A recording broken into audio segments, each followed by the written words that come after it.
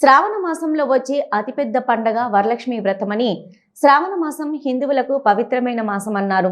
కరీంనగర్ వైదిక పురోహితులు గంగవరం నాగేశ్వర శర్మ శ్రావణ మాసంలో ప్రతిదినం శుభదినమేనని, పౌర్ణమికి ముందు వచ్చే శుక్రవారాన్ని వరలక్ష్మి వ్రతంగా నిర్వహించుకుంటారని అన్నారు.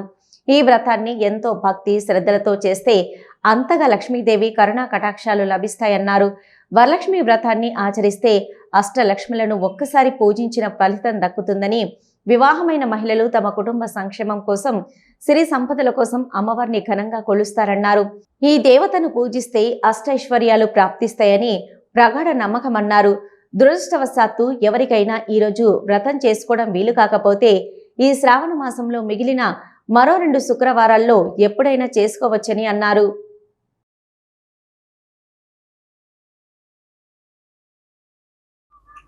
సమస్త భక్తజనులందరికీ కూడా శ్రీ వరలక్ష్మీదేవి వ్రత శుభాకాంక్షలతో శ్రావణ మాసము పౌర్ణమికి ముందుకు వచ్చేటువంటి శుక్రవారం ఇవాళ 21వ తారీఖు ఆగస్టు. ఈరోజు వరలక్ష్మీ వ్రతాన్ని కూడా ఆచరించడానికి సమయమైనటువంటి అనుకూలమైనటువంటి సమయము.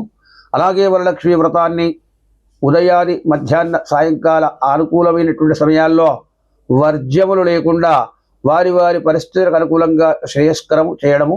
అలాగే సాయంకాల విశేష వ్రతం కనుక ఈ వరలక్ష్మీ వ్రతాన్ని చేతనైన వాళ్ళు, ఆకలి దప్పులకు ఆగిన వాళ్ళు సాయంకాలం విశేషమైనటువంటి వ్రతం చేసుకోవడం ఉత్తమము. అలాగే ఈ యొక్క వరలక్ష్మీ వ్రతం ఎందుకు చేస్తారయ్యా? స్త్రీలకు సౌభాగ్యాలు ఇచ్చేటువంటిది, అష్టైశ్వర్య భోగ భాగ్యములు కూడా ప్రసాదించేటువంటిది. అంతేకాకుండా ఆ స్త్రీలకు ఆ 5వ తనాన్ని కూడా నిలిపేటువంటిది, సకల ధనకనక వస్తువాహన పుత్రపౌత్రాభివృద్ధులను కూడా కలిగి చేసేటువంటిది ఈ వరలక్ష్మీ వ్రతము. సకల సౌభాగ్యాలిచ్చే సమస్త వ్రతాల్లోకెల్లా ఉత్తమమైన వ్రతము ఈ వరలక్ష్మీ వ్రతం అని చెప్పి ఆ పురాణాల్లో చెప్పబడ్డది. వరలక్ష్మీ వ్రత కథ మహాత్మ్యంలో కూడా చెప్పబడ్డది. అలాగే ఈ వరలక్ష్మీ వ్రతాన్ని ఈరోజు ఉదయ మధ్యాహ్న సాయంకాలం ఎవరి వీలుగా వాళ్ళు చేసుకోవచ్చును. కానీ ఎవరికైనా పడని వాళ్ళు, ఈ వ్రతాన్ని వాళ్ళు చేసుకునే వీలు లేనటువంటి వాళ్ళు, ఏదైనా ఆటంకం వచ్చి పడిపోయినటువంటి వాళ్ళు 3వ శుక్రవారం కానీ 4వ శుక్రవారం కానీ శ్రావణ మాసంలో ఈ నెల శ్రావణ మాసంలో వచ్చినటువంటి మిగతా శుక్రవారాల్లో చేసుకోవడం ఉత్తమం. ఆ తదుపరి భాద్రపద మాసంలో చేయకూడదు.